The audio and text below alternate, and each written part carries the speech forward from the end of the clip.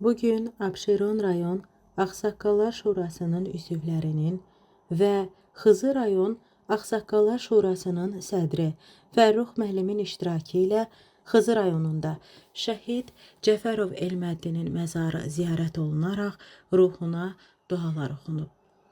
Tədbirdə şəhidin valideynləri, yaxınları onun qəhrəmanlığından, xatirələrindən danışıblar.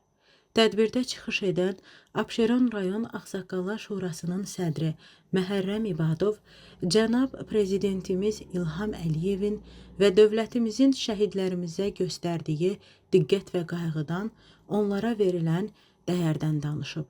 Həmçinin o bildirdi ki, xalqımız hər zaman şəhidlərimizi yaşadır, unutmur, yaşadacaq və unutturmayacaq. Çıxış edən Xızı rayon Ağsaqqallar Şurasının sədri Fərrux müəllim, cənab prezidentimiz İlham Əliyevin dəmir yumruğu ətrafında birləşərək əldə etdiyimiz tarixi qələbəmizdən və işğaldan azad etdiyimiz bölgələrdə aparılan quruculuq işlərindən danışdı. Sonra isə şəhidin ev muzeyi ziyarət edildi. Allah rəhmət etsin.